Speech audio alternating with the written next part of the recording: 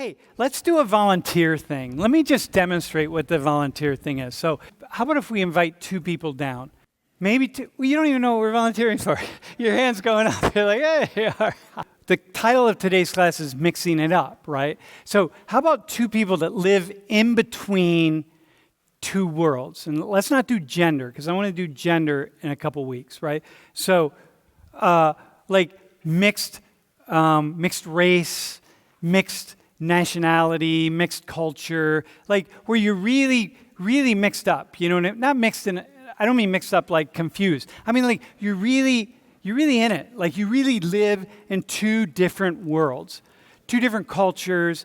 We're just going to have a quick conversation. I'm just going to show you what we do. So here's how we're going to do it.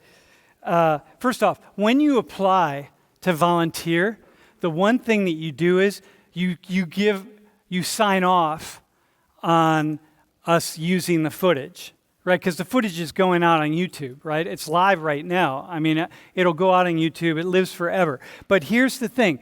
There's no like gotcha moments. You're never gonna, the worst thing for me ever in this class is when like some people are up here and if you like you say something that is like off color or off something or off whatever it is, it's like, yo man, first off, you won't. Even if you say that, I'm going to turn it and take it in a really cool direction because this is not like a gotcha thing. We're not in here like, oh, let's pick out the racist or the whatever, the ignorant person. There's none of that because nobody's ignorant. You have something really interesting to say no matter what it is. My name is Ikemo Funa Okoye. You guys could just call me Funa, but most of y'all not going to see me. So yeah, how are you doing? Okay, go ahead, man. My name is Eslam. Just call me Eslam. Eslam, E-S-L-O-M? A-M, E-S-L-A-M, S. All right, dude, what's your background? We'll go with you. So I'm originally from Cairo, Egypt, and I moved here in the 8th grade to Greenville, North Carolina. Dude, seriously? Yeah, North Carolina. It was middle of nowhere. Going from Cairo to North Carolina was kind of show. And then all my family moved up north. My brother moved to Chicago, and my parents moved to Buffalo. Then I took a gap year, went back to Egypt during COVID. And then I came back here, went to Penn State. Dude, how many Egyptians are there in Buffalo? Oh, there's a lot of like Pakistani and Afghanistan people, but there's not really a lot of Egyptian people in America in general. Bro, so hang on. Ike Mafuna. Do you just go by Ike? No. People call you Ike? Your friends? Funa? Yeah. Funa it is? Had to be one of them, man. I like what you did, though. It's nice. Real culture. I got okay, my family Ike Mafuna. Yeah. All right, got that's you, good, that's good. Dude, would you have known he's Nigerian by his name? Yeah. That's like the most Nigerian name in the book. I know, same here, dude. Would you have known that? Ike Mafuna? Yeah. All right, man. Give us your story, bro. All right, so I look-y feel like I should have won first because yours was like a lot more detailed. But for me, as I said, I'm Nigerian, but then like I grew up in D.C., right? It sounds kind of bland, but what it is with me is that my whole family kind of moved to like D.C., so we like colonized the whole hood. So it was like, dude, Nigerians have colonized. Yeah, no, I'm serious. Man. We was that, bro. We was so serious about it, right? So it was like I was around my whole family, like only African, straight Nigerians for like the first, I don't know, like 10, 12 years of my life. And then like I switched middle schools, went to a straight black hood middle school. Took me out, like, bro, I was really shocked. So I had to go from like being completely African to being like, all right, you're black in America. You have to learn how to be black rather than just being Nigerian. Tell me what living in between is for you, right? Yeah, so coming here, like it was a big change, especially in the South. Like up here, it's a lot different. Like people are way nicer, you could actually talk to people. But in the South, it's very, very different, especially in the area I was in, because not really shit talking the South. I love the South, but there's different people down there. So getting adjusted to the people there is difficult. Learning how to hang out with people there is a little difficult, especially coming from Egypt. So I'll say that was definitely a big transition for me. Also, like in Egypt, we don't really. Hang on, let me interrupt. So one of the things that I'll do is I'll interrupt people because like my job is to ask questions, and like when somebody says something, I'm like, oh, okay, there it is. Like that's what I do, right? Because that's what you want me to do. It's like a facilitator. What made it difficult, bro? Just like I would say, not from like the teachers or anything like that, but definitely from the kids, like the subtle racism that can happen, jabs, stuff like that. Just like obviously, there's good and bad people everywhere you go. I'm not saying that there's everybody's bad there, but it's like a lot more in your face. You're gonna have to deal with a lot more stuff there, I would say, compared to up here. That's something that I definitely realized quick. But then you find your group. So for me, it was swimming. I swam my entire life, and like I took over swimming, my captain from my high school team. Where you swam back in Egypt? Yeah, I started swimming when I was 4. So when what group of kids or people did you gravitate toward? The swimming kids. The swimming kids? Yeah. Who they were mostly white, black, brown? There was a couple.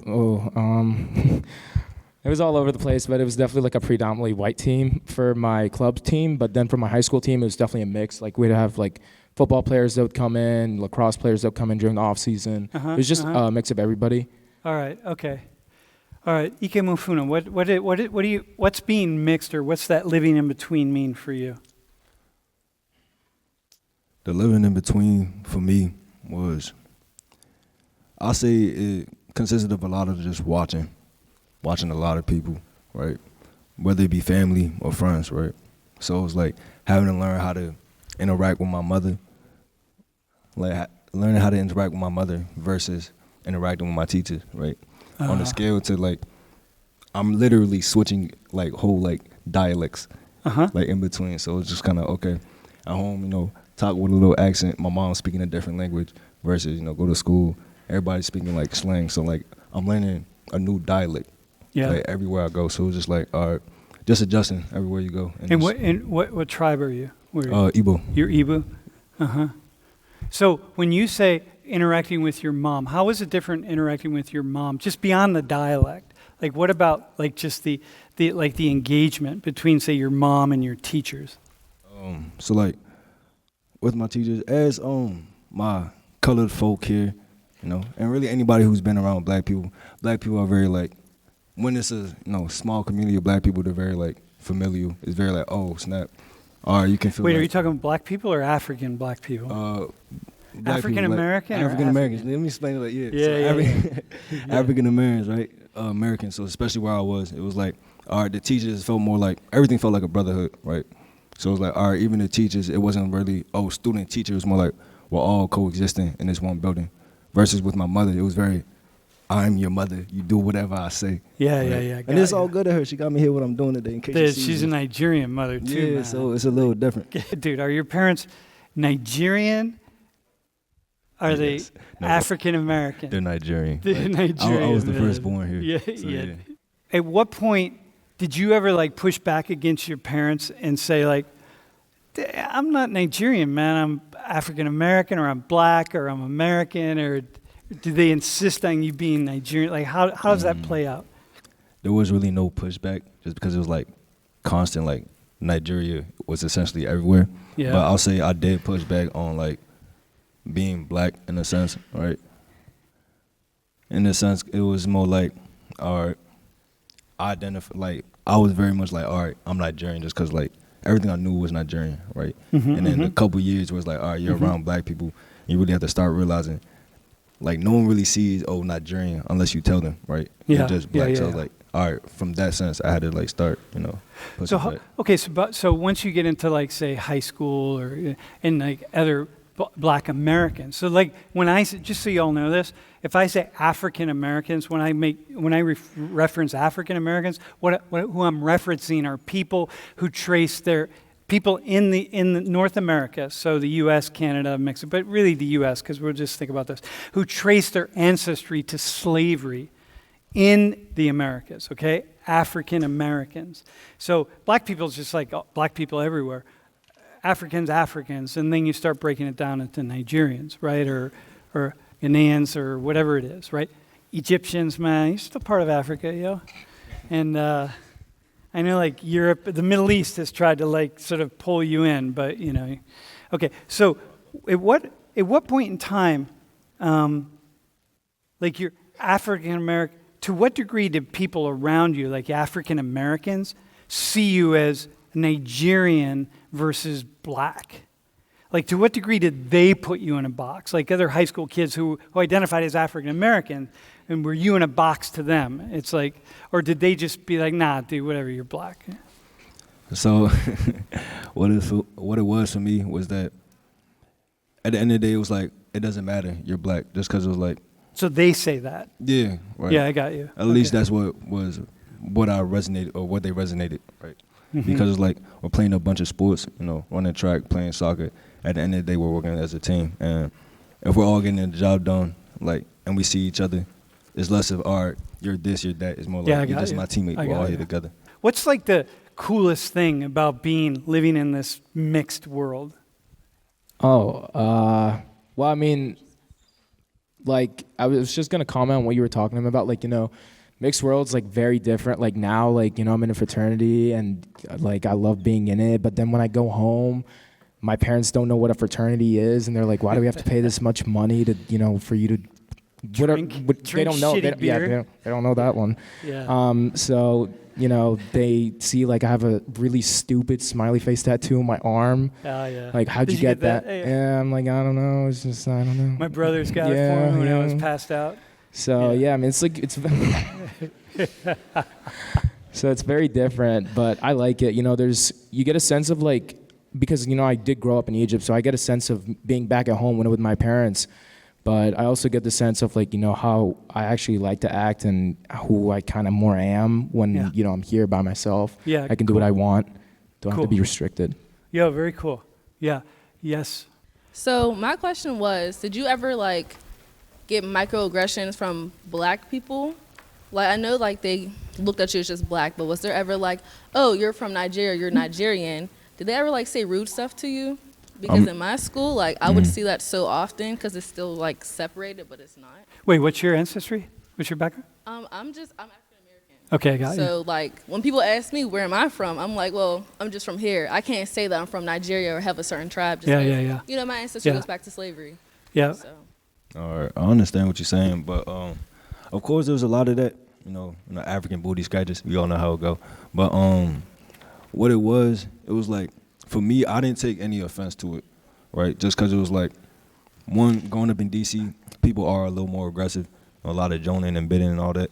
So it was just like, I was really just like analyzing. I was like, all right, this is how people interact here, right? So it wasn't more like, oh, snap, he's attacking me, because it was like, in a sense, I was confident in who I was, in my lineage. So it was just like, all right, I'm that. Oh, he says this.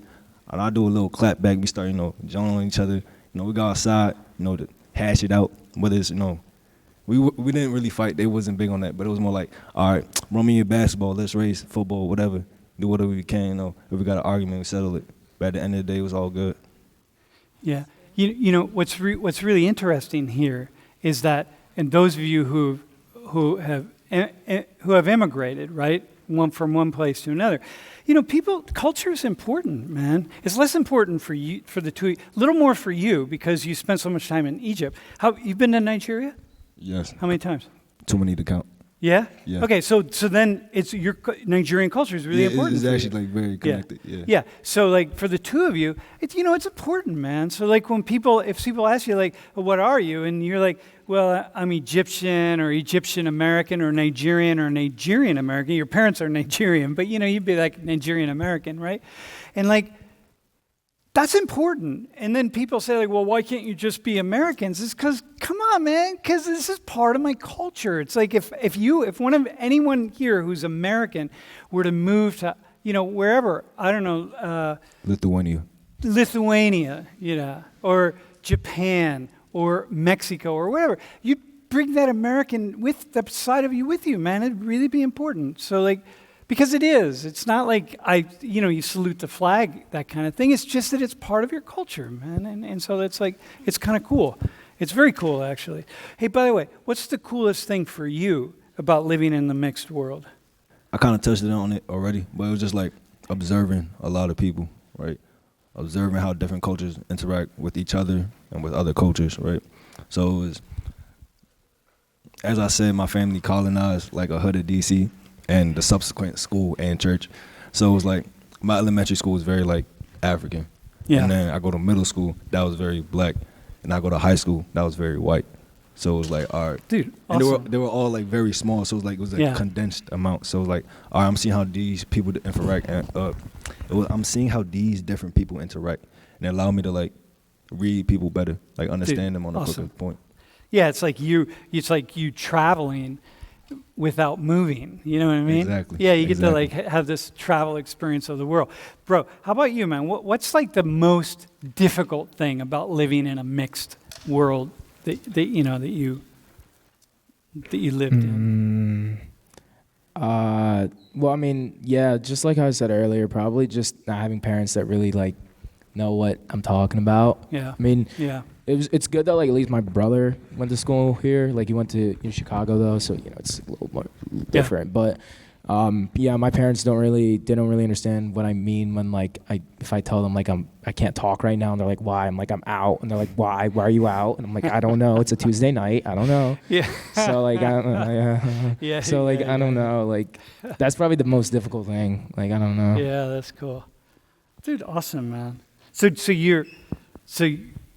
you speak Arabic, obviously. yeah. Do you have that interesting Egyptian dialect? Yeah, I mean I'm fluent. Like I can read, write, Yeah, speak. yeah. Yeah. But that Egyptian dialect that other Arabs are like, what the hell is that? It's the Egyptian dialect is like a lot different than like other dialects. Some like my really good friends from freshman year, they're Lebanese and they don't really understand what I say. Like some of the curse words I say, they don't really understand that. Dude, try it. Say what's a curse word? Wait, hang on. Who speaks Arabic? Go ahead, man. I'll probably understand it. I know a lot of Egyptians. Okay, so I'll probably say the word they'd understand was aha or ahe. Ahe.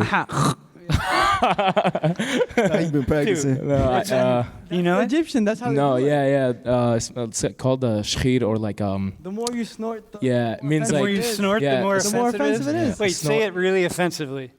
like a snort. Yeah, do a serious snort, Oh, man. Jesus. Come on, get the culture out. Oh, seriously? Wait, teach him how to do it. Hang on, go ahead. You just like I don't know how to describe it. I think it's like innate. You just gotta like that. Yeah, yeah. You just gotta like pull as hard as you can. So the louder, like the deeper it is, the more you're trying to say. Like it's like fuck. It's kind of like that. So it's kind of like you about to spit Yeah. on somebody. Yeah. Like you cooking it up like. Yeah. you feel me? Exactly. For that. Dude, you give us one, man. Do us. You know, I look, been practicing this at home. I was waiting for the opportunity. Oh, wait, hang on. Don't do it if your parents are going to watch this. He doesn't matter for him. It's Yeah, no, they don't care. He's already got like a drunk tattoo. But let me say this. Like, at least with the Nigerian curse words I know it's more like phrases, right? Phrases, yeah. Yeah, so like, all right. You have like, uzuanwu, right? That one's just like, you're a dead corpse, right? And if it's really bad, Wait, say it again. and so like, if I call you uzuanwu, that means like you're a dead corpse, right? Yeah. So if I go like, uzuanwu, fire you. That's worse, and it's more like, no, it's more That's accurate, like a right? curse. Exactly, like, bro, I'm really cursing you and your whole lineage. Dude, did you get that? You gotta say it again. That's all. Uzu, anwu, Uzu anu. anwu, Anu. ANWU. Anu. Yeah, whatever. Anu. So uzu, anwu, Uzanu. yeah, and then it's just like, fire you. So uzu anu, and then Just like, fire you. Don't not fire you. I don't know. When you What asleep. But yeah. Dude, this That's is cool. awesome, man. Did you get that? I got that. You got it? Where are you from, bro? I'm from Saudi Arabia. From Saudi? Yeah. All right, man. I realized you have the sabha. Yeah, these are Right? Egyptian, by the way. I know, Did but you recognize it's very these? familiar in all our cultures, actually. Yeah. I No, noticed it the I know, second you but had these it. particular ones are from Egypt. The special beads. Yeah, they're Yeah. special. They come from my special friend, Bassem, who you'll meet. Yeah. Dude, awesome. Dude, thanks, man. What's your name, bro? Faisal. Faisal? All right. Thanks. Appreciate it. Thank you. Thank you, man. All right. Appreciate it.